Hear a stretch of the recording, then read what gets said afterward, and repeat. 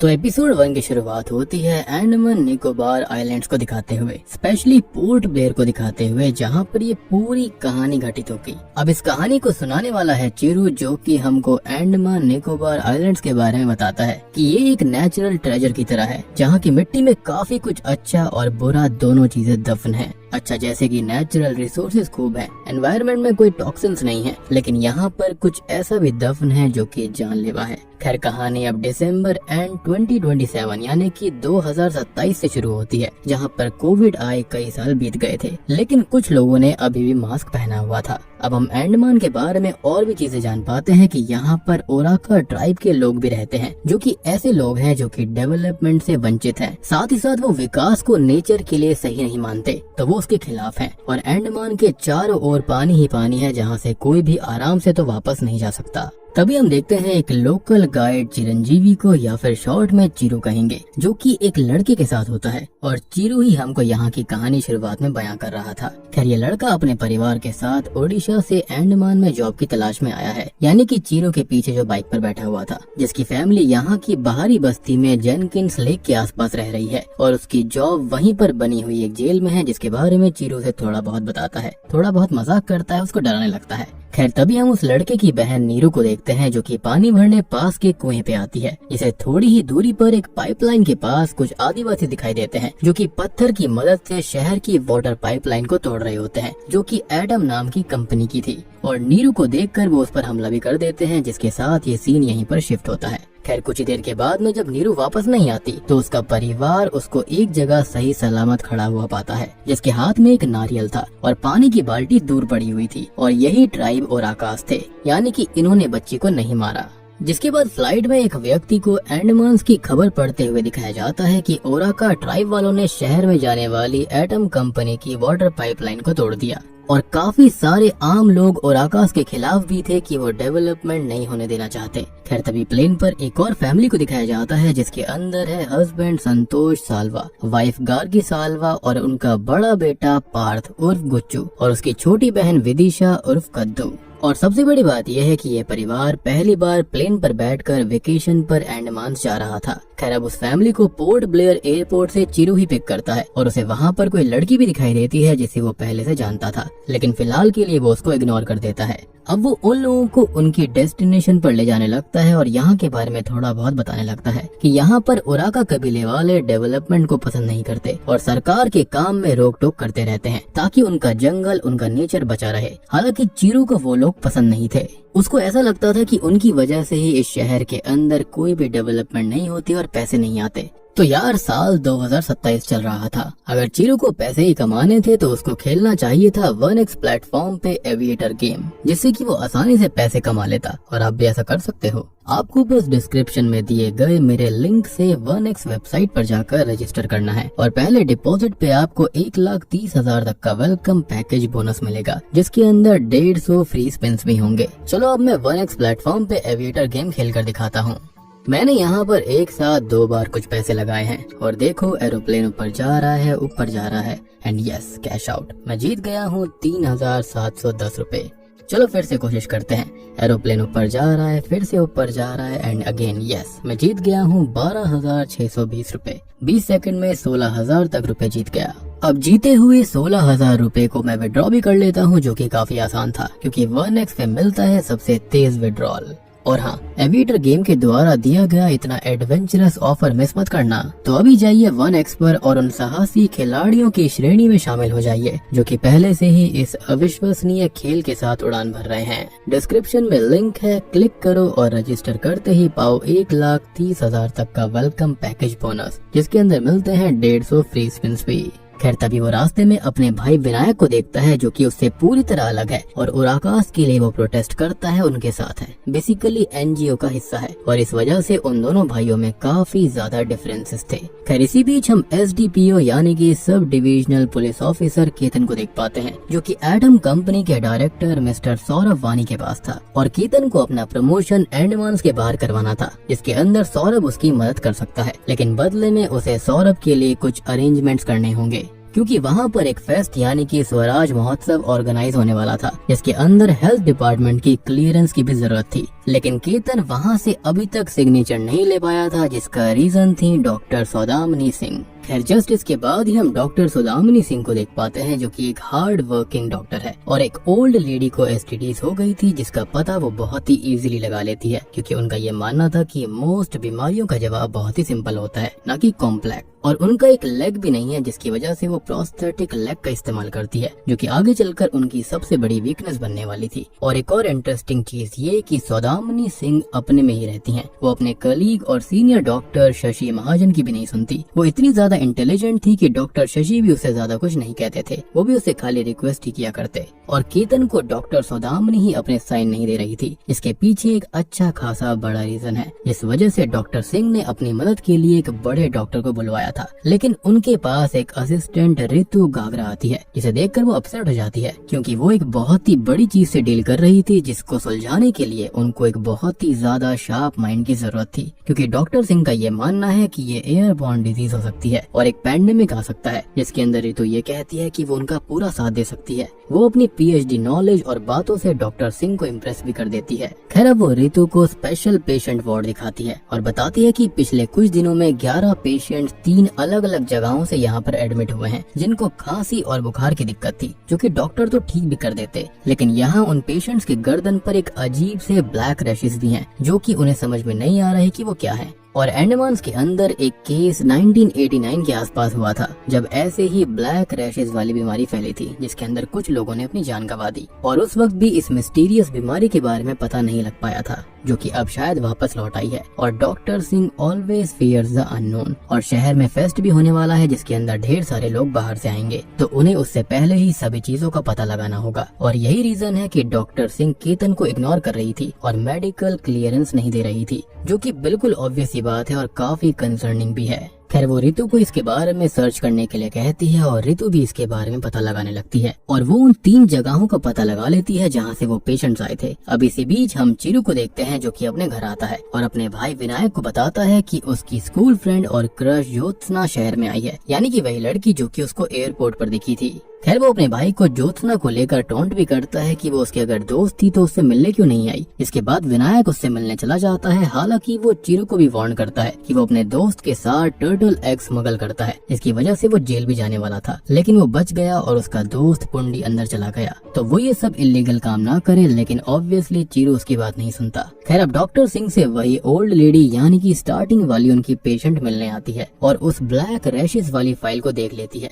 वो बताती है कि उनके किसी जानकार को ऐसी ही बीमारी 1989 में हुई थी और वो अचानक से ही खत्म हो गए थे। तो अब डॉक्टर सिंह उस जानकार के पास इस बीमारी के बारे में पता लगाने के लिए चली जाती है। वो उस आदमी के घर पहुंचती है तो स्टार्टिंग में तो वो खास कुछ नहीं बताता, लेकिन बाद में वो आता है और बोलता है कि उसके पिता को यही एग्जैक्ट बीमारी हुई थी और एक स्पेसिफिक चीज उनके साथ हुई थी, जिनका बुखार तो ठीक हो गया था, लेकिन वियर्ड बात ये थी कि उसके 2 दिन बाद उनको अचानक से हिचकी आने लगी थी, जो कि मरते दम तक नहीं रुकी। और तभी हम हॉस्पिटल में देखते हैं कि मोस्टली पेशेंट्स को छोड़ दिया गया था और बस एक ही बचा था, जो कि नीरू का भाई था, जिसकी जॉब जेल में लगी थी। फिर हम विनायक को देखते हैं, जो कि ज्योत्सना से मिलने आता है, लेकिन वो स्टार्टिंग में उसको नहीं जानती, लेकिन वो बस मजाक कर रही थी। खैर वो बताती है कि वो अपना घर यहाँ पर बेचने आई है और वो 2 दिन में ही चली जाएगी। और हम यहाँ पर थोड़ा अजीब फील कर पाते हैं, क्योंकि ज्योत्सना घबराई हुई थी एंड ऑब्वियस सी बात है कि वो विनायक को पहले बिना बताए ही चली गई थी, जिसकी वजह से वो काफी अपसेट था और फिर से वो 2 दिन में ही वापस जाने वाली थी। तभी सालवा परिवार को दिखाया जाता है, जहाँ पे चिरू उनको आसपास घुमा रहा था, लेकिन गुच्चू को यहाँ पे कॉन्सर्ट में जाना था। लेकिन चिरू के कहने पर उसके माता पिता ने नील आइलैंड पर जाने का फैसला कर लिया था,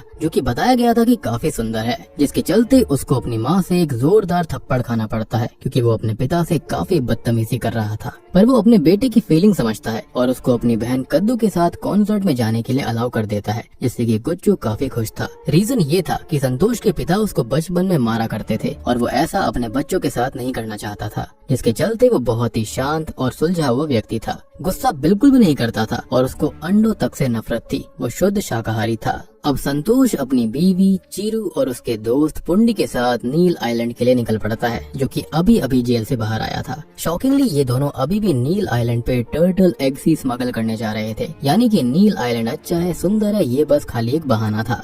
दूसरी ओर डॉक्टर सिंह उस बीमारी के बारे में जानकर परेशान हो जाती है और तभी उनसे केतन मिलता है और हम जान पाते हैं कि वो करप्शन का दोषी था, इसलिए उसका यहाँ पर ट्रांसफर हुआ। डॉक्टर सिंह अब भी साइन नहीं कर रही थी, तो इसी बीच उनसे मिलने गवर्नर कादरी और मिस्टर वानी आते हैं, जो कि उसे सिग्नेचर करने के लिए बोलते हैं, क्योंकि ये फेस्ट अंडमान्स के लिए काफी प्रॉफिटेबल था, उनके जीडीपी के लिए अच्छा था। और फाइनली उन्हें वो बीमारी के बारे में बता देती है, लेकिन सभी उस बात को इग्नोर करते हैं और केतन ये साबित कर देता है कि ये सब देसी शराब की वजह से हुआ होगा। और हार मानकर वो फाइनली साइन कर देती है, क्योंकि उन 11 पेशेंट्स के अंदर वो शराब वाले लोग भी थे, क्योंकि आखिरी कुछ दिनों में बस 11 पेशेंट्स ही आए थे, which was not alarming for them, लेकिन ये उनकी सबसे बड़ी गलती थी। अब हॉस्पिटल के अंदर इस बीमारी से जूझ रहे सारे पेशेंट तो जा चुके थे, बस नीरू का भाई ही बचा हुआ था, तो वो उसको भी जाने देती है। लेकिन तभी वो शॉकिंगली ये रिवील करता है कि उसने अपनी जिंदगी में कभी शराब को हाथ तक नहीं लगाया, जिससे कि डॉक्टर सिंह समझ जाती है कि केतन ने झूठ कहा। और हम ये भी देख पाते हैं कि केतन ने असल में पैसे देकर ये सब फेक चीजें बनवाई थी, वो भी खुद के फायदे के लिए। अब सच का पता लगाने के लिए डॉक्टर सिंह नीरू की उसी बस्ती में आती है, यानी कि जेनकिंस लेक के आसपास, जहाँ पर सभी लोग उसे मरे हुए मिलते हैं और उनकी गर्दन पे वही ब्लैक रैशेस थे, यानी कि वो इसी बीमारी से मारे गए। और उन्हें नीरू मिलती है, जिसे वो पानी पिलाती है, लेकिन वो पानी नहीं पीती, उल्टा उससे डर जाती है। और बारिश होती है, जिससे नीरू राहत की सांस लेती है और सिर्फ बारिश का पानी ही पीती है। और तभी डॉक्टर सिंह भी समझ जाती है कि दिक्कत हवा में नहीं है, बल्कि यहाँ पर पानी में है, यानी कि वाटर बॉर्न डिजीज है ये। और सबसे बड़ी बात कि ये इन्फेक्शन जेनकिंस लेक में था। और अब वो इस पानी को रुकवाने के लिए वहाँ से जाने लगती है, तो वो फिसल कर गिर जाती है और उसका प्रोस्थेटिक लेग फंसकर बाहर आ जाता है और गिरने से उसका सर पत्थर से लगता है। और जैसा कि मैंने आपको कहा था कि उसका प्रोस्थेटिक लेग आगे चलकर उसके लिए सबसे बड़ी वीकनेस बनने वाला था, तो यहाँ पर वही होता है। तभी हम रितु को देखते हैं, जो कि सेम चीज पता लगा लेती है कि उन 3 जगह के बीच एक कॉमन जगह है, जो कि है जेनकिंस लेक, यानी कि वो भी समझ गई थी कि दिक्कत पानी में थी। और बस पाइपलाइन के जरिए पीने का पानी पोर्ट ब्लेयर में चला जाता है, क्योंकि यहाँ पर डॉक्टर इस चीज को रोक नहीं पाई थी, जहाँ पर स्वराज महोत्सव होने वाला था। जिसके साथ ही एपिसोड 1 यहीं पर खत्म हो जाता है। तो अब इस एपिसोड के कुछ सटल हिंट्स के बारे में बात करते हैं। उराकाज असल में डेवलपमेंट के खिलाफ नहीं थे, बल्कि वो समझ गए थे कि पानी में बैक्टीरिया है, जिस वजह से उन्होंने पाइपलाइन को तोड़ दिया था। और उन्होंने नीरू के हाथ में नारियल देकर पानी की बाल्टी इसलिए फेंकवा दी थी, क्योंकि वो चाहते थे कि बच्ची मारी ना जाए, सिर्फ और सिर्फ वो फ्रेश पानी ही पिए। एपिसोड 2 शुरू होता है डॉक्टर सिंह की मौत की खबर से, यानी कि सर में चोट लगने से वो बहुत ही ज्यादा घायल हो गई थी, जिस वजह से उनकी मौत हो गई। अब तभी हम एमडी शशि को देख पाते हैं, जिनसे रितु बात करने के लिए आती है, जो कि उन्हें उस एरिया के बारे में बताती है, जेनकिंस लेक के बारे में बोलती है, और उसे अभी अभी डॉक्टर सिंह के गुजर जाने के बारे में पता चलता है, जिससे वो काफी दुखी होती है। और वो दोनों ही इस बीमारी के बारे में डिस्कशन करने लगते हैं कि डॉक्टर सिंह बिल्कुल सही थी और पानी के अंदर दिक्कत है और उन्हें कुछ न कुछ करना होगा। ऐसा चीजें खराब होने वाली थी, क्योंकि फेस्टिवल की वजह से वहाँ पर 4 लाख से ज्यादा लोग आ चुके हैं, जिस पर डॉक्टर शशि ये कहते हैं कि 4 या फिर 5 लाख नहीं, बल्कि मिलियंस में लोगों की जान खतरे में है। एज जेनकिंस लेक का पानी सभी जगह पर जाता है, जिससे वो दोनों बहुत परेशान हो जाते हैं, क्योंकि इसका कोई भी इलाज उनके पास नहीं था। वो दोनों ही गवर्नर के पास आते हैं और उन्हें उस वाटर बॉर्न डिजीज की सिचुएशन के बारे में बताते हैं, जिस पर वो पानी के बैक्टीरिया को मारने का सजेशन देते हैं, लेकिन वो बैक्टीरिया हर तरह के एंटीडोट से इम्यून था, तो ये रास्ता काम नहीं करेगा। और ये सभी इस बीमारी को लेप्टोस्पाइरल हेमरेज फीवर का एक वेरिएंट मानते हैं और इसको LHF-27 का नाम दिया जाता है, जिसके चलते अब गवर्नर इस बीमारी को रोकने के लिए एक कैंप लगाकर सबकी टेस्टिंग और लॉकडाउन के ऑर्डर पास करता है, जो कि सबको एक ड्रिल की तरह रिप्रेजेंट करी जाएगी, यानी कि एक नॉर्मल चीज। साथ ही साथ सभी health care workers, x nurses और एक्स डॉक्टर्स को वहाँ पर बुलाया जाता है, लेकिन वहाँ पर मौजूद सबको स्ट्रिक्ट हिदायत दी जाती है कि आम पब्लिक को नहीं पता चलना चाहिए कि ऐसी कोई बीमारी फैल रही है और ये कितनी डेंजरस है। लेकिन रितु इसके खिलाफ थी कि सबको ये बात पता चलनी चाहिए। अब हम विनायक और ज्योत्सना को देखते हैं, और ज्योत्सना पहले नर्स थी, लेकिन अब उसने काम छोड़ दिया था। इस पर विनायक पूछता है कि ऐसा क्यों, तो वो उसे बार बार पूछने पर भी कुछ नहीं बताती, उल्टा गुस्सा होने लगती है, जिससे वो भी थोड़ा सा अपसेट हो जाता है। और ऐसा इसलिए था क्योंकि ज्योत्सना के लिए नर्स बनना उसका ड्रीम था, और ऐसे में काम छोड़ देना बहुत ही वियर्ड बात थी। अब वो कुछ काम से बाहर जाता है और ज्योत्सना उसकी माँ से बात करती है, जिनके पास एक लॉकेट था, तो वो बताती है कि ये उराकाज ने उसको दिया था, क्योंकि उसके हस्बैंड फॉरेस्ट रेंजर हुआ करते थे। और तब ओराकाज ने उनकी बहुत मदद करी थी। इनफैक्ट वो भी उनकी काफी मदद किया करते, और ये भी बताती है कि ओराकाज को आगे आने वाले संकट के बारे में पहले ही पता चल जाता है, और एक बार सुनामी से वो लोग ऐसे ही बचे थे। खैर अब यहाँ पर ज्योत्सना एक एक्स नर्स तो थी ही, जिसको मेडिकल कैंप्स पर जाना था, जिसे आधे रास्ते के लिए विनायक ही लिफ्ट देता है। हालांकि हम नोटिस कर पाते हैं कि ज्योत्सना को कार में बैठने से डर लगता है। अब वो मेडिकल कैंप पहुंच जाती है, जहां पर उसको पीपीई किट पहनने के लिए दी जाती है, और वो इससे भी परेशान होने लगती है क्योंकि ड्रिल तो ऐसे नहीं होता है। जिसके साथ साथ वो अपना पास्ट याद करती है, और तभी हम उसका एक फ्लैशबैक देख पाते हैं जिसके अंदर वो एक नर्स हुआ करती थी, लेकिन उसकी एक गलती की वजह से मिनिस्टर की इंसुलिन ओवरडोज से मौत हो जाती है, जिसका इल्जाम उसका डॉक्टर दोस्त अपने सर पर ले लेता है, और मिनिस्टर का बेटा उसको पीट कर खत्म कर देता है, जिसका ट्रॉमा असल में ज्योत्सना के अंदर था, और उस वक्त वो कार के अंदर ही छिपी हुई थी, जिस वजह से ज्योत्सना को कार और नर्सिंग से डर था। खैर अब यहाँ पर अलग अलग कैरेक्टर्स के साथ काफी कुछ हो रहा है। तो पहले तो यहाँ संतोष का बेटा गुच्चू अपनी बहन के साथ कॉन्सर्ट में आ जाता है, जो कि ज्योत्सना और विनायक के ओल्ड स्कूल में था, और वहाँ पर वो अपने अंकल से अलग हो जाता है क्योंकि प्लेन पर उसको एक लड़की दिखाई दी थी, तो वो उसके पीछे पीछे अंदर चला जाता है। अब वहीं पर मिस्टर वानी भी यहीं फंसे हुए थे, जिसे केतन निकलवाने लगता है क्योंकि उसको लॉकडाउन का पता चल चुका था, एज वो बहुत ही शातिर ऑफिसर था, और लॉकडाउन और चेकिंग होने की वजह से लोग परेशान होकर भगदड़ मचा देते हैं, और केतन हवा में बुलेट फायर कर देता है, एज वीआईपी लोग चुपके से निकल रहे थे। और यहाँ पर खाली इस कंपनी के बड़े व्यक्ति मिस्टर वानी ही नहीं आए हुए थे, यहाँ पर एटम कंपनी के मालिक की बीवी यानी कि मिसेस शॉ भी आई हुई थी, और उनका भी यहाँ से बाहर निकलना बहुत जरूरी था, जिसके अंदर गुच्चू की बहन कद्दू को केतन की कार उड़ाने ही वाली थी, जिसे ज्योत्सना बचा लेती है और कार से उन दोनों को लेकर वहाँ से निकल जाती है। मतलब कि उसने अपना एक ट्रॉमा तो ओवरकम कर दिया था। मीनवाइल प्लेन से मिस्टर वानी और एटम कंपनी के ओनर की बीवी स्वाति शॉ को अपने एम्प्लॉइज के साथ यहाँ से बाहर जाना था, लेकिन वो भी और लोगों के साथ यहीं फंस जाते हैं, और अब यहाँ से कोई भी बाहर नहीं जा सकता था, ना ही कोई एंड मना सकता था। और ऐसा इसलिए क्योंकि LHF-27 के बारे में रितु ने अपने हेल्थ डिपार्टमेंट बेंगलोर में खबर कर दी थी, जिससे कि ये खबर हर जगह फैल गई, और तभी गवर्नर समेत डॉक्टर शशि उस पर गुस्सा करते हैं क्योंकि अब सब इस बीमारी के बारे में जान चुके हैं, और अब उनके पास बाहर से मदद नहीं आ पाएगी, और ना ही वो इतने लोगों को अकेले हैंडल कर सकते हैं बिना रिसोर्सेज के। खैर तभी हम विनायक की माँ को देखते हैं, जो कि ओराकाज के एरिया में आती हैं, और एक ओराका उन्हें वहाँ से जाने का बोलता है क्योंकि बहुत बड़ी दिक्कत आने वाली थी, यानी कि ओराकाज ऑलरेडी LHF-27 के बारे में जान गए थे, पर वो अपने NGO के साथ के लड़कों को वहाँ से भेजकर वहीं रुकने का फैसला करती है क्योंकि उन पर ओराकाज के एहसान है। और इसी के साथ में एपिसोड 2 खत्म हो जाता है। एपिसोड 3 की शुरुआत होती है टोटल लॉकडाउन से, जहां पर अब लोग घरों से, शेल्टर से बाहर नहीं आ सकते थे। इंटरनेट और कॉल सर्विसेज बंद कर दी गई हैं ताकि पैनिक न फैले, और लोगों को अब घर घर साफ पानी प्रोवाइड किया जा रहा था, जो कि बहुत ही लिमिटेड था, एज लेक के अंदर तो बैक्टीरिया था और सी का पानी पीने लायक नहीं होता। सबसे बड़ी बात ये कि सलाइवा और ड्रॉपलेट से भी ये बीमारी लग सकती थी, यानी कि LHF-27। अब हम गवर्नर को देखते हैं, जो कि इस मैटर को हैंडल करने के लिए पुलिस डिपार्टमेंट हेड शिवा से बात करते हैं, और डिस्कशन में शिवा बताते हैं कि मिस्टर वानी की कंपनी सिर्फ पानी सप्लाई ही नहीं कर रही थी, बल्कि जेनकिंस आइलैंड पर किसी और ही बड़े सीक्रेट प्रोजेक्ट यानी कि आर्टावोस पर काम कर रही थी, जिसके बारे में अभी उनको ज्यादा नहीं पता था। तो गवर्नर उन्हें उस प्रोजेक्ट के बारे में सब कुछ पता करने के ऑर्डर्स दे देता है, ऐसा कहीं न कहीं एटम कंपनी ने ही कुछ न कुछ गड़बड़ करी थी, जिसकी वजह से ये बीमारी फैल गई। और आर्टावोस या फिर आर्टावोस शब्द हमने ओराकाज के मुंह से भी सुना था, इनफैक्ट पाइपलाइन के ऊपर भी ऐसा कुछ मेंशन हो रखा था।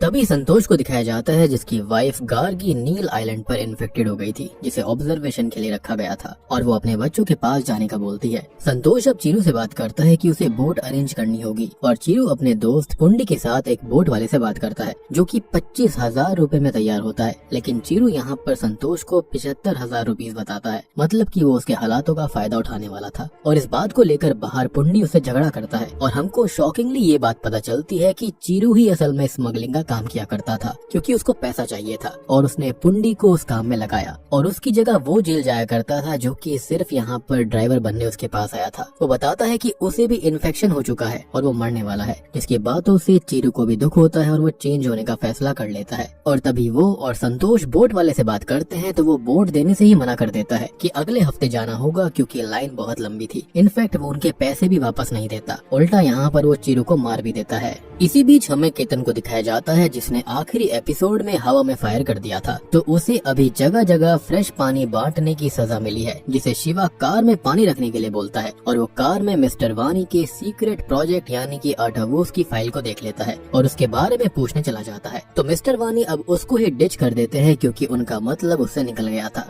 खैर रितु अब डॉक्टर शशि से बात करती है काम के लिए, लेकिन वो उसे अपने टीम में रखने से मना कर देते हैं क्योंकि वो उस पर अब भरोसा नहीं करते थे, क्योंकि उसने बीमारी की खबर लीक कर दी थी। अब वो डॉक्टर सिंह का कैबिन चेक करने जाती है तो उसे एक फाइल और एक बॉल मिलती है जिसको वो देखने लगती है और अपने पास रख लेती है। जिसके बाद गवर्नर को भी दिखाया जाता है जो कि ओराका कबीले के लोगों को ढूंढवा रहे थे ताकि उन्हें भी वो बचा पाए। एस जब वो छोटे थे उस वक्त ओराकास ने ही उनकी जान बचाई थी, यानी कि कबीला इंसानों के प्रति हमदर्दी रखता था, और ऐसा हमने शुरुआती सीन में भी देखा है। खैर अब हम ज्योत्सना को देखते हैं जिसने अपने घर पर गुच्चू और उसकी बहन कद्दू को रखा हुआ था, और कद्दू को असल में मिर्गी आने की दिक्कत थी जिसकी दवाई उसे रोजाना लेनी होती, लेकिन वो उसके पास ही नहीं थी। तो वो चुपके से बाहर जाती है और मेडिकल स्टोर से दवाई चुरा लेती है, जिसे एक इंजर्ड पर्सन भी मिलता है जिसका नाम प्रभजोत था, जिसकी वो ड्रेसिंग भी कर लेती है। उसे कद्दू की बोतल का फ्रेश पानी भी दे देती है और वापस घर आ जाती है। और ऐसा ही एक पास्ट का सीन सालवा फैमिली का आता है जहाँ पर कद्दू की माँ उसको संभालती है, लेकिन उसके पिता बहुत ही ज्यादा साइलेंट थे, बहुत ही ज्यादा मासूम थे, जिसके चलते वो अपनी बेटी तक को नहीं संभाल पा रहे थे।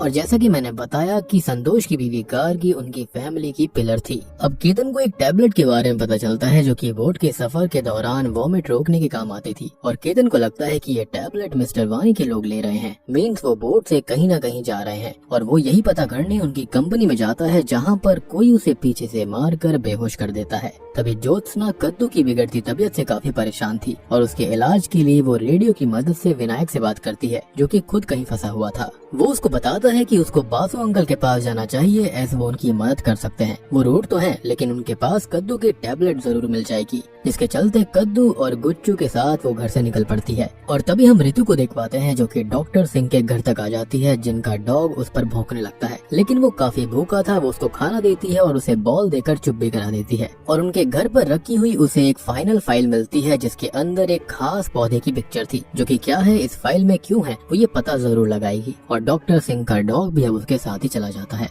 खैर नील आइलैंड पर अब संतोष और गार्गी को दिखाया जाता है, जहाँ पर संतोष काफी परेशान था बोट ना मिलने की वजह से, लेकिन वो गार्गी को ये बात नहीं बताता। वो उसको बताती है कि इन्फेक्शन काफी बढ़ चुका है और वो ज्यादा नहीं जी पाएगी, जिससे कि वो दोनों ही बहुत इमोशनल हो जाते हैं और कुछ ही समय में वो दम तोड़ देती है, जिसे ऐसे ही छोड़कर उसे आगे जाना पड़ता है। यानी कि उसको अपनी पत्नी की अस्थियां तक नसीब नहीं होती जो कि उसका सपोर्ट पिलर थी। खैर पुंडी का इन्फेक्शन और गार्गी की मौत से चिरू भी दुख में आ चुका था, और संतोष तभी उस बोट को चोरी करता है जिसके लिए उसने पैसे दिए थे, जिसमें बैठकर वो और चिरू पोर्ट ब्लेयर संतोष के बच्चों को ढूंढने निकल पड़ते हैं। जिसके साथ ही ये एपिसोड यहीं खत्म हो जाता है।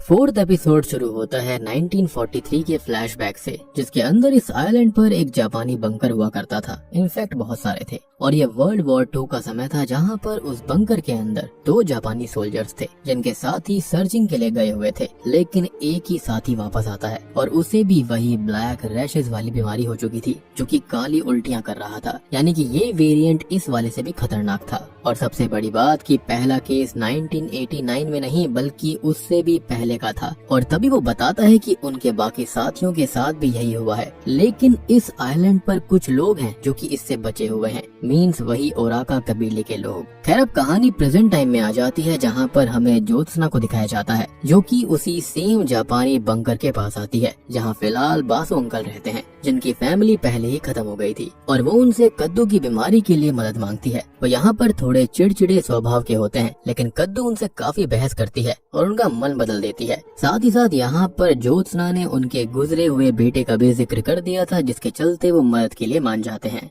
खैर अब हम रितु को देखते हैं जो कि डॉक्टर शशि से बात करती है उस पौधे के बारे में जिस पर डॉक्टर सिंह ने रिसर्च कर रखी थी, और वो उसे ढूंढने की बात भी करती है क्योंकि इससे बीमारी का क्योर बन सकता था। लेकिन डॉक्टर शशि उसे मना करते हैं एज वो पौधा फिलहाल विलुप्त हो चुका है, जिसका नाम एंडमानी एक्नीजिया था, और हॉस्पिटल में स्टाफ की ज्यादा जरूरत थी। लेकिन रितु अपने आप ही कुछ लोगों को लेकर वहाँ चली जाती है, जिसे वो पौधा वहाँ पर नहीं मिलता क्योंकि अब वो उगता ही नहीं था, यानी कि वो सच में विलुप्त हो गया है, या फिर बात इससे भी ज्यादा गहरी थी। तभी हम शिवा और केतन को भी देख पाते हैं, जहां पर केतन से शिवा पूछताछ करने आए थे क्योंकि मिस्टर वानी और एडम कंपनी के और लोग गायब थे। लेकिन केतन ये कहता है कि उसे नहीं पता कि वो सब कहां गए और सब उस पर ही शक कर रहे हैं क्योंकि वो करप्शन चार्जेस में यहाँ पर आया था। हालांकि उसे झूठ बोलकर फंसाया गया था उसकी सीनियर्स के द्वारा, जिसकी बैक स्टोरी हम देखते हैं, जो कि बस यही है कि वो करप्शन में फंस गया था। अब शिवा उसका यकीन करते हैं और उससे एडम कंपनी के लोगों के बारे में बात करते हैं, तो वो कहता है कि वो शायद अभी कहीं गए ही नहीं है और वो बोट से नहीं बल्कि कंटेनर में छुपकर रह सकते हैं ताकि पकड़े न जाएं। और तभी शिवा छापेमारी करवाता है जिसके अंदर वो लोग पकड़े भी जाते हैं। तभी संतोष और चिरू गलती से गलत आइलैंड पर आ गए थे क्योंकि रास्ते में तूफान आ गया था और यहाँ पर उन्हें कुछ कैंप मिलते हैं जिसके अंदर लोग मरे हुए थे और ये मरे हुए लोग भी टर्टल एग स्मगल करने वाले थे, जिनके वीडियो कैमरा की रिकॉर्डिंग से उनको पता चलता है कि ये लोग ओराका कबीले के लोगों को नशा करवाया करते थे और उनकी लड़कियों के साथ गलत काम करते। यानी कि इस सीरीज के अंदर ढेर सारे इश्यूज दिखाए गए हैं विच इज रियली नाइस। अब इसी बीच होता यह है कि संतोष को चिरू के बैग के अंदर सेम टर्टल एग्स दिख जाते हैं। वो समझ जाता है कि वो यहाँ पर टर्टल एग्स के लिए उनको घुमाने नील आइलैंड पर लेकर गया, जहाँ पर गार्गी को इन्फेक्शन हुआ और वो मारी गई। और अब वो गुस्से में अकेले ही आगे जाने लगता है, जिसे चिरू रोकने की कोशिश करता है कि वो वहाँ पर खो जाएगा, लेकिन वो नहीं रुकता और आगे जाकर वो एक बड़े से गड्ढे में गिर पड़ता है जिसको शायद ओराकाज नहीं लगाया होगा ताकि वो जानवरों का शिकार कर पाए या फिर एनिमीज को फंसा पाए। मीनवाइल हम मिस्टर बासु को देखते हैं, जो कि ज्योत्सना और बच्चों को ओराकाज के बारे में बताते हैं कि उनके अंदर एक खास तरह की इम्यूनिटी है इस बैक्टीरिया से, जिसकी वजह से वो इस बैक्टीरिया और बीमारी से हमेशा बचे रह सकते हैं, जिसका पता उनको यहीं पे रहने वाले जापानीज सोल्जर्स की जर्नल से पता चला था। और हमने एक फ्लैशबैक के अंदर देखा भी था कि जापानीज सोल्जर्स ने यहाँ के ओराकाज के साथ में फोटो भी खिंचवाई थी। वो समझ गए थे कि इस पौधे को खाने से वो लोग भी बच सकते हैं। साथ ही साथ चिरू भी इस आइलैंड पर ओराकाज को देखता है कि पानी पीने के बावजूद भी वो लोग बीमार नहीं होते, जिससे उसको ओराकाज पे और गुस्सा आता है कि वो लोग सब जानते हैं लेकिन इंसानों की मदद वो क्यों नहीं कर रहे। तभी हम गवर्नर को देखते हैं जिसके पास पूरी पुलिस टीम थी और वो ये पता करने की कोशिश करते हैं कि आखिर एटम कंपनी वाले कहाँ जाना चाहते थे। और तभी केतन कहता है कि वो पता करके बता देगा और वो पता करके आता है और ये बोलता है कि एटम कंपनी एक आइलैंड पर जाना चाहते थे जहाँ पर ये बीमारी अभी नहीं है और हाल ही में ही उन्होंने एक आइलैंड को खरीदा था और गवर्नमेंट फैसला करते हैं कि वहाँ पर वो उनको जाने तो देंगे, लेकिन उनको अपने साथ में यहाँ पर रहने वाले अनइन्फेक्टेड लोगों को भी लेकर जाना होगा। सीन अब ऋतु की तरफ शिफ्ट होता है, जो कि थोड़ी और रिसर्च करती है, जिससे उसको पता चलता है कि ओराकाज और उस खास पौधे यानी कि एक्नीजिया के बीच कुछ कनेक्शन है, क्योंकि उस पौधे का और ओराकाज का सिंबल सेम था।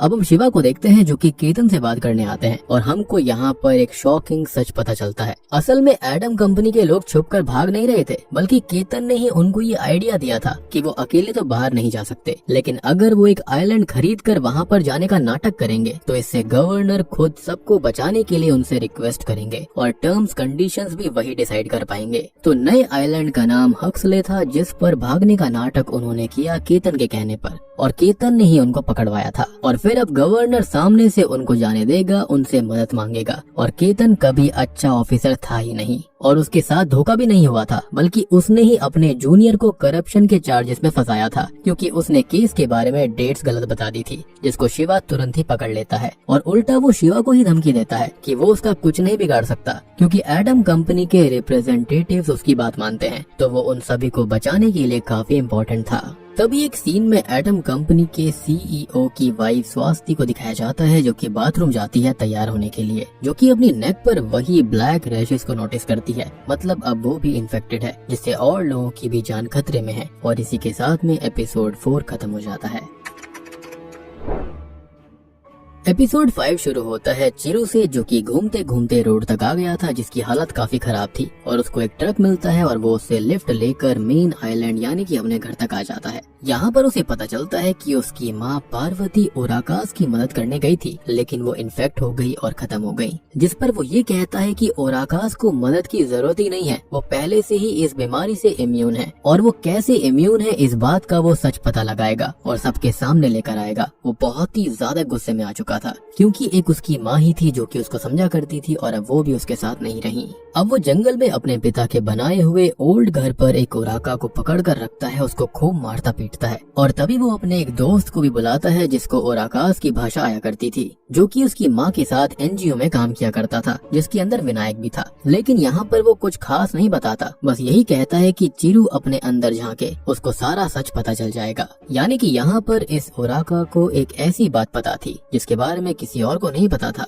तभी हम पार्वती का एक फ्लैशबैक देख पाते हैं जहाँ पर वो 30 साल पहले अपने पति के साथ कहीं जा रही होती है, जिन्हें रास्ते में एक ओराका वासी मिलता है जो कि उनसे मदद मांगता है। उसका ये कहना था कि उसकी बेटी को मेनलैंड यानी कि शहर के कुछ लोगों ने मोलेस्ट किया है और वो प्रेग्नेंट हो गई है, जिस वजह से वो लोग उन्हें मारना चाहते हैं ताकि सबूत खत्म हो जाए और वो मदद चाहते हैं। पार्वती का हस्बैंड उन लोगों को अपने इसी जंगल वाले घर के अंदर लेकर आता है, उन्हें रहने की जगह देता है। लेकिन अगले दिन पार्वती किसी काम से बाहर जाती है और जब वो वापस आती है तो ये देखती है कि वो ओराका लटका हुआ था, उसका पति बेहोश है और वो लेडी गायब है। जिसे वो ढूंढती है तो वो उसे हॉस्पिटल में मिलती है, जिसे जलाकर मारने की कोशिश करी गई थी, लेकिन पुलिस ने उसे बचा लिया था। अब सीन यहीं से शिफ्ट होता है और चिरू का दोस्त उस ओराका को जाने देता है, जिसे फिर से पकड़ने के लिए चिरू उसके पीछे जाता है। तभी हम संतोष को देख पाते हैं जो कि उस गड्ढे में पड़ा हुआ था, जिसके पैर में भयानक मोच आ चुकी थी। वो दर्द में रहता है, प्यास से तड़पता है, भूखा होने पर जान बचाने के लिए स्नेक के अंडे तक खा लेता है, जिससे कि उसको नफरत थी। और तभी उसे हेलुसिनेशंस भी होने लगते हैं, जिसके अंदर वो अपने बच्चों और गार्गी को देखता है। वो यहाँ से बाहर निकलने की भी कोशिश करता है, जिसके अंदर वो नाकाम रहता है। इनफैक्ट उसने यहाँ पर सांप को भी खत्म कर दिया था। जो इंसान एक मच्छर को नहीं मारा करता था, उसने आज बचने के लिए सांप को मारा ताकि वो अंडे खा ले। और यही तो है सर्वाइवल ऑफ द फिटेस्ट। खैर इसके बाद में वो बहुत ही खतरनाक चीज करता है, वो अपने आप को चींटियों से कटवाता है जो कि रेड एंट थी। बहुत ही खतरनाक होती हैं ये, जिनके दर्द के आगे वो अपनी मौज को भूल जाता है। और तभी उसके शरीर में एक एड्रेनलिन रश आता है, जिसके चलते वो झटके से ही गड्ढे से बाहर निकल आता है और ऊपर पहुंचकर भी उसे अपनी बीवी गार्गी के हेलुसिनेशंस आने लगते हैं। मीनवाइल हम ज्योत्सना, मिस्टर बासु और बच्चों को देखते हैं, जहाँ पर ज्योत्सना रेडियो के जरिए विनायक से बात करती है, जो कि बताता है कि अभी एटम कंपनी के साथ अनइन्फेक्टेड लोग दूसरे आइलैंड पर जा रहे हैं, जिसका नाम हक्सले है, जिसके लिए टेस्टिंग होगी, तो उसको वहाँ पर जाना चाहिए। क्या पता बच्चों के माता पिता वहीं पर मिल जाएं। अब हम गुच्चू को देख पाते हैं जो कि सुंदरी नाम की कैट के साथ खेलता था और वो कैट असल में इन्फेक्टेड थी, जिससे वो भी इन्फेक्टेड हो जाता है और ये उसकी सबसे बड़ी मूर्खता थी। खैर अब वो दुखी होकर एक लेटर छोड़कर अकेले ही यहाँ से जाने का डिसाइड करता है ताकि बाकी लोग बच पाएं। लेकिन मिस्टर बासु उससे ये कहते हैं कि यहाँ पर वो अपने बेटे को पहले नहीं बचा पाए थे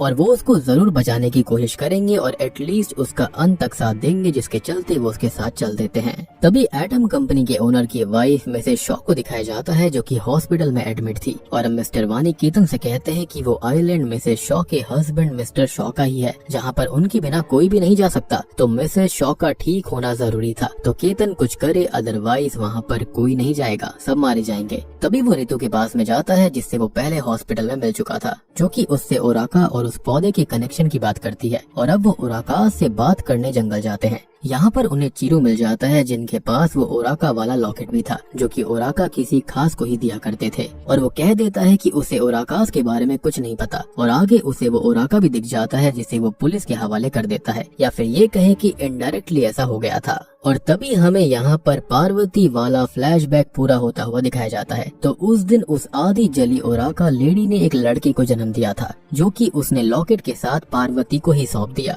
क्योंकि वो जानती थी कि पार्वती ही उसका अच्छे से लालन पोषण कर सकती है और उसके बाद में वो खत्म हो जाती है। तो वो बच्चा असल में चिरू ही है, जी हाँ, जिसका नाम उसने चिरंजीवी रखा था, जो कि असल में हाफ ओराका ब्लड है। इसलिए इन्फेक्टेड पुंडी के साथ रहने के बावजूद भी वो खुद इन्फेक्टेड नहीं हुआ था, मीन्स वो भी इस बीमारी से इम्यून था। और इसी के साथ में ये वाला एपिसोड भी यहीं खत्म हो जाता है। तो एपिसोड 6 शुरू होता है सदियों पहले के समय को दिखाते हुए, जब हम कुछ ओराकास को वापस जंगल से जाते हुए देखते हैं। और यहाँ पर एक ओराका रिवर से पानी पी लेता है, लेकिन यहाँ पर एक मरा हुआ जानवर पड़ा हुआ था जिसको यही बीमारी थी, यानी कि LHF, जिससे कि उस ग्रुप का लीडर उस ओराका को दूर जाने के लिए बोल देता है, क्योंकि अब वो इन्फेक्टेड है और उससे और भी लोग इन्फेक्ट हो सकते थे। अब वो ओराका बहुत दूर एक केव में जाकर रहने लगता है, जहाँ पर उसको वो पौधा मिलता है, यानी कि एंडमानी एक्नीशिया एक्नीजिया, जिसको वो भूख लगने पर खा लेता है और अब वो पूरी तरह से ठीक होकर वापस आता है, जिसको सभी ओराकाज इलाज का नाम देते हैं क्योंकि उसी ने इस बीमारी का इलाज ढूंढ लिया था। यानी कि ओराकाज इस बीमारी से इम्यून कई सौ साल पहले ही हो चुके थे और वो पौधा रियल में ही एक हर्ब था जो कि इस बीमारी को खत्म कर सकता था, जो कि फिलहाल तो विलुप्त हो चुका है, जिसका नाम एक्नीजिया था, जो कि मैंने आपको ऑलरेडी बता दिया। और यही रीजन था कि ओराकाज का सिंबल इसी पौधे के ऊपर बेस्ड था और ये बीमारी बहुत बड़ी थी जिससे वो सब बच गए थे। तभी हम प्रेजेंट टाइम में उस ओराका को देखते हैं जिसको चिरू ने पकड़वाया था, जिसे हॉस्पिटल में रखा गया था और रितु उस पर टेस्ट करती है और एमडी को बताती है कि उस हर्ब की क्वालिटीज अब इन ओराकास के ब्लड में है, डीएनए में है और इनके अंदर वो पेप्टाइड्स हैं जिनसे इस बीमारी को क्योर किया जा सकता है और अभी के लिए मिसेस शॉ की जान बच जाएगी ताकि वो और बाकी 5000 अनइन्फेक्टेड लोग दूसरे आइलैंड हक्सले पर जा पाएं। हालांकि मिसेस शॉ यहाँ पर प्रेग्नेंट थी और स्टार्टिंग में केतन ने एक टैबलेट ढूंढी थी जिसके बारे में उसको ये लग रहा था कि सभी भागने के चक्कर में वोमिट रोकने के लिए उसको इस्तेमाल कर रहे हैं, लेकिन असल में वो मिसेस शॉ की प्रेगनेंसी वोमिट को रोकने के लिए था। रितु का ये कहना था कि उनका बच्चा नहीं बच पाएगा, जिससे वो बहुत दुखी होती है क्योंकि वो बहुत सालों बाद प्रेग्नेंट हुई थी और अगर वो नहीं बची तो कोई भी नहीं बचेगा। मतलब इस सीरीज के अंदर दिखाया गया है कि यहाँ पर उसको बचाया जाएगा जो कि बहुत ही ज्यादा जरूरी है या फिर बहुत ही ज्यादा स्ट्रॉन्ग है। अब इसमें एक और दिक्कत है कि पेप्टाइड्स को निकालने में उस ओराका की जान भी जा सकती थी क्योंकि ये काफी कॉम्प्लेक्स प्रोसीजर था जिसके लिए वो एग्री हो जाता है, लेकिन एक शर्त थी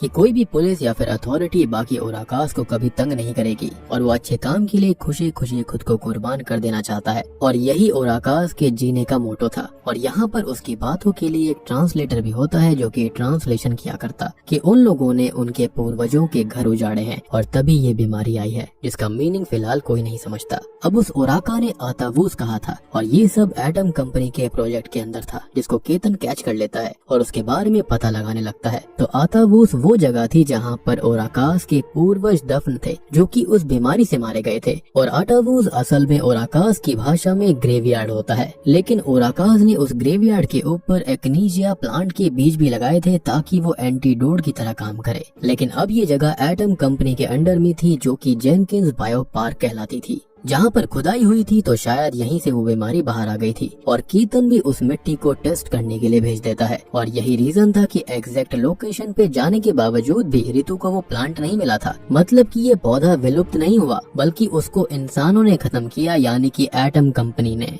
तभी हम चिरू को देखते हैं जिसे उसके दादाजी सच बता देते हैं कि वो हाफ ओराका हाफ ह्यूमन है और अब उसे उस ओराका के लिए दुख होने लगता है कि उसने कितना गलत किया, सबसे हमेशा लिया, कभी किसी को कुछ भी दिया नहीं। तभी हम ज्योत्सना को देखते हैं जो कि कद्दू के साथ उठी और गुच्चू का लेटर पढ़ती है और उसको ढूंढने के लिए निकल पड़ती है। वो चिरू के घर आती है विनायक से मिलने के लिए और कार लेने के लिए, लेकिन वो घर पर नहीं था। अब चिरू उसे उस ओराका के बारे में बताता है जिससे वो मिलना चाहता था, तो वो उसकी मदद करने का फैसला करती है क्योंकि वो एक एक्स नर्स थी तो हॉस्पिटल के अंदर जा सकती थी। फिर हमको संतोष को दिखाया जाता है जो कि भटकते हुए एक गुरुद्वारे तक पहुंच जाता है जहां पर उसे कद्दू की वाटर बॉटल मिलती है जो कि उस आदमी यानी कि प्रभजोत के पास थी, जिसे मेडिकल शॉप पर ज्योत्सना ने ट्रीट किया था। और जब ज्योत्सना ने उसको ट्रीट किया तो उसने अपने नर्सिंग वाला डर भी भगा दिया था। उसने वहाँ पर उसे वो बॉटल भी दी थी जिसको संतोष एकदम से पहचान लेता है। अब संतोष अपने बच्चों को ढूंढने के लिए निकल पड़ता है। वो गुरुद्वारे की तरफ आई हुई एक एम्बुलेंस को चोरी करता है और एक बूढ़े व्यक्ति को नीचे उतार देता है क्योंकि अब ये सर्वाइवल ऑफ द फिटेस्ट की बात थी और एक बाप बच्चों की प्यार की बात। लेकिन रास्ते में उसे पुलिस ऑफिसर्स रोकते हैं कुछ बॉडीज को लोड करने के लिए जिनके पास मिस्टर बासु थे और वो बॉडी के बारे में बताते हैं कि ये बॉडी पार्थ नाम के लड़के की है यानी कि गुच्चू की। और अब संतोष पूरी तरह टूट जाता है लेकिन पकड़ा ना जाए इसलिए खुद को संभाल लेता है। तभी हम हॉस्पिटल में चिरू और ज्योत्सना को देखते हैं जहाँ पर चिरू एमडी शशि से रिक्वेस्ट करता है कि वो उस ओराका को छोड़ दे और उसका ऑपरेशन करे, उसके पेप्टाइड्स निकाल ले क्योंकि वो भी एक ओराका है जिसके लिए वो मान जाते हैं। तभी रितु ऑपरेशन करती है, पेप्टाइड्स में से शॉ को इंजेक्ट कर दिए जाते हैं और उनकी जान बच जाती है। वो ठीक हो गई थी, मीन्स की ऑपरेशन सक्सेसफुल रहा और चिरू की भी जान बच जाती है। अब रितु और ज्योत्सना बात करती है कि उन्हें वो पौधा ही चाहिए होगा क्योंकि ऐसे एक दो जान बचाकर कुछ नहीं होने वाला, जिस पर ज्योत्सना कहती है कि उन्हें प्लांट एक जगह मिल सकता है क्योंकि उसने ये सेम प्लांट कद्दू की बुक में देखा था जहाँ पर उसको एक प्रोजेक्ट मिला था स्कूल में जहाँ पर उसको डिफरेंट प्लांट्स के बारे में पता करना था। और इसी के साथ में ये एपिसोड यहीं पर खत्म हो जाता है। अब फाइनल एपिसोड शुरू होता है जहाँ पर हम कुछ हफ्ते पहले ओराकास को देखते हैं जिन्हें एक ओराका आकर ये बताता है कि ये बीमारी यानी कि LHF वापस आ चुकी है, यानी कि जब एटम कंपनी ने उस जगह को खुदवा दिया था, यानी कि जेनकिंस बायो पार्क को। तो अब वहाँ पर ये ओराका फैसला करते हैं कि उन्हें शहर तक जाने वाली पाइपलाइन को तोड़ना होगा, क्योंकि ये बीमारी बारिश के पानी की वजह से बहकर जेनकिंस लेक में चली गई थी और पाइप के जरिए शहर तक पहुँच सकती थी। इसलिए ही वो स्टार्टिंग में पाइपलाइन तोड़ रहे थे। और यहाँ पर उनका कंसर्न ये भी था कि उनके ट्राइब के बारे में किसी को भी पता नहीं चलना चाहिए कि वो लोग LHF-27 से इम्यून है, क्योंकि ऐसे उनकी जान पर पहले खतरा आएगा। यानी कि उनको पेप्टाइड्स और सब कुछ मालूम था, और मे भी उन्होंने ओराकास के जरिए ऐसा कुछ पास्ट में किया होगा, क्योंकि ओराकास सदियों से इस बीमारी से इम्यून थे। मीनिंग ओराकास बहुत स्मार्ट थे, वो आम इंसानों से काफी अलग थे, वो नेचर से जुड़े थे और नेचर ही उनकी सलाहकार थी। लेकिन यहाँ पर साथ ही साथ वो एक और भी फैसला लेते हैं जिसके बारे में अंत में खुलासे होंगे। खैर प्रेजेंट टाइम में गवर्नर को दिखाया जाता है जिसके पास MD शशि और शिवा आए हुए थे, और MD उसे पेप्टाइड्स के सक्सेसफुल ऑपरेशन के बारे में बताता है जिससे 4 और जान बच गई हैं। जिस पर शिवा कहता है कि उन्हें और ओराकास से पेप्टाइड्स ले लेने चाहिए, जिस पर शशि कहता है कि इससे वो मर सकते हैं जो ऑलरेडी गिनती के ही बचे हैं, और गवर्नमेंट भी इसके खिलाफ थी। इनफैक्ट चीरू खुद बड़ी मुश्किल से इस चीज से बचा था, और तभी तो उसका नाम चिरंजीवी पड़ा था। जिसके बाद ज्योत्सना और ऋतु को दिखाया जाता है, जहाँ पर ज्योत्सना बताती है कि उसने जापानी डॉक्टर की जर्नल में 2 लोकेशन देखी थी जहाँ पर वो पौधा मिलता है। पहली तो वही है हिल के ऊपर जहाँ पर अथावोस यानी कि ग्रेवयार्ड था, लेकिन वो पौधा वहाँ पर फिलहाल नहीं है क्योंकि एटम कंपनी ने उसको उखाड़ दिया। और एक जगह और है यानी कि वही केव वाली, जहाँ पर सबसे पहला ओराका ठीक होकर वापस आया था, यानी कि वो ओराका सबसे पहला पेशेंट था जो कि इससे ठीक हुआ। खैर ऋतु उससे वहाँ चलने को कहती है, लेकिन ज्योत्सना ये बताती है कि उसको कद्दू को सेफ जगह पर भेजकर विनायक से मिलना होगा, और वो तभी वहाँ पर आएगी जब वो ये सब काम पूरा कर देगी। जिसके चलते ऋतु उसे सैटेलाइट फोन देती है और एक लोकेशन पर मिलने के लिए कहती है, जहाँ से वो लोग केव की तरफ रवाना होते। जिसके बाद केतन को दिखाया जाता है जो कि मिस्टर वानी को कन्फ्रंट करता है। और दोस्तों अब यहाँ पर खुलते हैं इस कहानी के असली पत्ते। तो उस हिल साइड पर वो ग्रेवयार्ड था जहाँ पर ओराकास ने अपने पूर्वजों को दफन किया था। साथ ही साथ उन्हें नेचर से जोड़ने के लिए एक्नीजिया प्लांट्स उगाए थे, जो कि वही पौधे थे जिनसे बीमारी ठीक होती। लेकिन मिस्टर वानी ने वहाँ पर कटाई करवा दी, वो भी सिर्फ एक बेवकूफ से हेलीपैड को बनवाने के लिए। जी हाँ, ताकि मिस्टर शॉ वहाँ पर आएंगे और बहुत ही सुंदर सनसेट वाली वीडियो और फोटोज आएंगी। लेकिन मिस्टर शॉ वहाँ पर आए ही नहीं, उनकी वाइफ आ गई और वो काम भी रुक गया था। लेकिन तब तक मिट्टी से वो बैक्टीरिया बाहर आ चुका था। फिर बारिश हुई, मिट्टी बहकर नीचे आई और नीचे लेक से शहर तक पहुंच गई। और अब मिस्टर वानी केतन को भी मुंह बंद रखने की धमकी देता है कि ये सब बस एक गलती थी जो कि एक भयानक चीज का रूप ले गई। इवन केतन वो शॉक्ड कि ये सब बस एक बेवकूफ से हेलीपैड के लिए था। तो देख लो ये सो कॉल्ड कंपनीज आम इंसानों का कितना सोचती है, और ये एक हार्श रियलिटी है। पैसा हो तो क्या कुछ नहीं हो सकता। और इस कंपनी के पास में पैसों की कमी नहीं थी, ये कम से कम $64 बिलियन के मालिक थे। खैर वो केतन को वहाँ से भेज देता है और तभी उससे मिलने MD शशि और गवर्नर का सेक्रेटरी आता है, जो कि उससे उसके आइलैंड पर एंटीडोट बनाने के लिए बोलते हैं, जिस पर वो एग्री हो जाता है। लेकिन बस उसे पेटेंट राइट चाहिए थे, यानी कि यहाँ पे भी वो बिजनेस का ही सोच रहा था। अब यहाँ पर शिवा गवर्नर से बात करता है कि उन्हें एंटीडोट बनाने के लिए ओराकास की ही जरूरत होगी, और अब या तो गवर्नर ओराकास को बचाए या फिर इंसानों को, और स्विच उसके हाथ में है। बेसिकली वो उसको उकसा रहा था कि या तो वो अच्छा लीडर बन जाए या फिर एक अच्छा इंसान बन जाए। इसी बीच चिरू को होश आ जाता है, जो कि उस ओराका को लेकर उसके कबीले के पास जाने लगता है अपने बेटे से मिलवाने के लिए, जिसे रास्ते में पुलिस वाले पकड़ लेते हैं। लेकिन गवर्नर अच्छाई के रास्ते पर ही चलेगा तो वो उन्हें जाने देता है। अब हम केतन को देखते हैं जो कि ऋतु को लेने आता है और उसे मिस्टर वानी के पास ले जाने लगता है, क्योंकि वही एंटीडोट बना सकती थी और उसको इसके लिए अच्छा खासा पैसा और शोहरत मिलती। लेकिन वो केतन से रिक्वेस्ट करती है कि पेप्टाइड से कुछ नहीं होगा, बहुत ही कम लोग बचेंगे। वो उसको समझाती है और वो भी उससे प्यार करता था, तो वो उसे जाने देता है और अकेले मिस्टर वानी के पास में जाता है, जहाँ पर मिस्टर वानी उसे अपने बॉडीगार्ड राजबीर उर्फ कंचन से पिटवा देता है। लेकिन वो फिर भी हंसता रहता है क्योंकि वो ऋतु से प्यार करता था। इनफैक्ट उसको फाइनली अपने फेवरेट चिप्स का फ्लेवर भी मिल जाता है और पिटने के बाद भी he was a happy man. तभी हम ज्योत्सना को देख पाते हैं जिसे संतोष मिल जाता है और वो उसे उसकी बेटी सौंप देती है जिसे 5000 अनइंफेक्टेड लोगों के साथ हक्सले आइलैंड पर ले जाएगा वो। और अब ज्योत्सना तभी नोटिस करती है कि कद्दू की गर्दन पर वही रैशेस थे, यानी कि वो भी इन्फेक्ट हो गई थी। लेकिन उसे सिम्टम्स काफी देर में आए क्योंकि उसकी मिर्गी की दवाई चल रही थी और उसकी वजह से ऐसा हुआ होगा। और अब वो उसे जाने से रोकती है और वो रितु को केव के कोऑर्डिनेट्स देने वाली थी, लेकिन कद्दू की वजह से वो ये कहती है कि वो नहीं आ पाएगी और उसकी मदद के लिए उसको मिस्टर बासु मिलेंगे।